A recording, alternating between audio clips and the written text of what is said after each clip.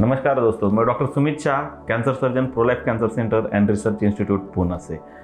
इस वीडियो में हम जानकारी लेंगे आखिर हमें कैंसर होता क्यों है।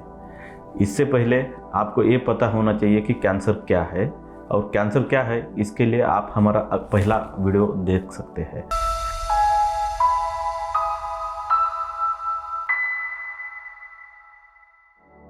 कैंसर होने का सबसे पहला और इम्पोर्टेंट रीज़न है वो हमारा एजिंग। जैसे जैसे हमारा एज बढ़ जाता है वैसे वैसे हमारे जीन्स में डिफेक्ट होते रहते हैं और वो डिफेक्टिव जीन्स निकालने का जो कार्य रहता है, जिसे हम डीएनए रिपेयर मैकेनिज्म्स बोलते हैं, जो पेशियों, कोशिकाओं और सेल्यूलर लेवल पे होता है, वो वैसे वीक होते जाता है।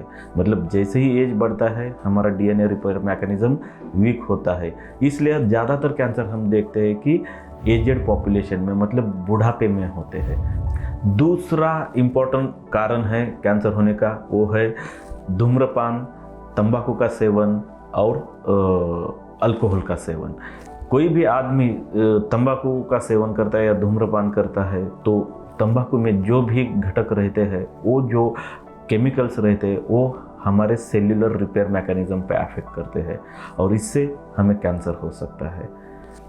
तीसरा रीज़न है फिजिकल फैक्टर्स। फिजिकल फैक्टर्स मतलब हमारा सराउंडिंग में अगर हम देखते हैं तो जो भी रेडिएशन एक्सपोजर रहता है, क्ष किरण का एक्सपोजर होता है, जिस घर में हम रहते हैं वो घर में जो वॉल रहते हैं उसमें जो रॉक रहता है उसमें से भी रेडिएशन एक्सपोजर होता है, वो भी एक रीज़न है हमें कैंसर होने का। लंग कैंसर जो होता है वो ऐसे रेडिएशन एक्सपोजर से हो जाता है। इसके बाद और फिजिकल फैक्टर्स में हम देखेंगे तो एक्सपोजर टू अल्ट्रावायलेट रेज। अगर हम देखते हैं इंडिया में ये कैंसर जो हम मेलानोमा बोलते हैं वो उतना कॉमन नहीं है, बट अगर हम Australia, western world like United kingdom, ये कंट्रीज़ में देखते हैं जिधर हमारे वातावरण का ओजोन का लेयर कम हुआ है और उधर से जब डायरेक्टली अल्ट्रावायलेट रेज को शरीर और स्किन एक्सपोज होता है तो ऐसे लोगों में स्किन कैंसर होने की संभावना बहुत ज़्यादा बढ़ जाती है।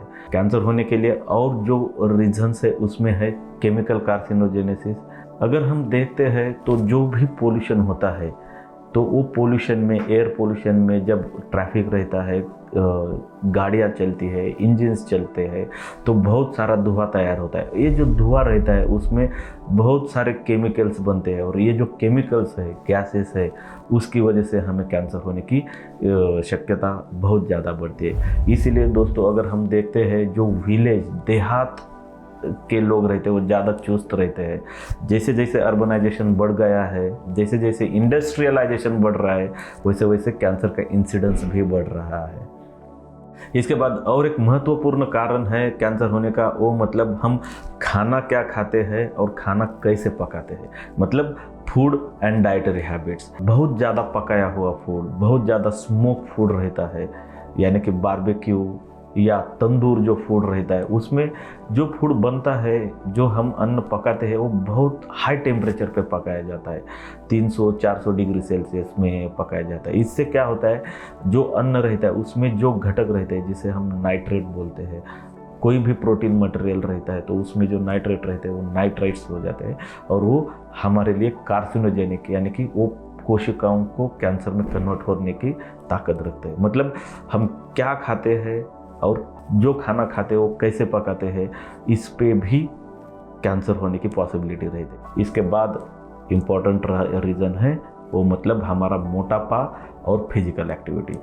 मोटापे की वजह से बहुत सारे कैंसर होते हैं, जिसमें ब्रेस्ट कैंसर, फूड पाइप का cancer, pancreatic cancer, gall bladder का कैंसर और कोलोन का कैंसर, मतलब बड़ी आंत का कैंसर, ये सब कैंसर मोटापे की वजह से होते हैं।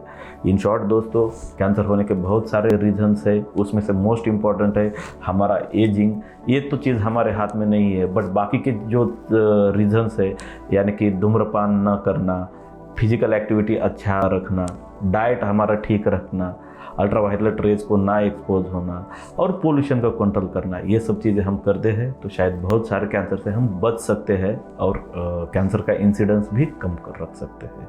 अगर कैंसर के बारे में किसी भी कैंसर के बारे में आपको जानकारी चाहिए और डिटेल इन्फॉर्मेशन कैंसर के बारे में चाहिए तो कमेंट बॉक्स में कमेंट कीजिए। उसके बारे में अधिक वीडियो बनाने में हमें आनंद ही होगा।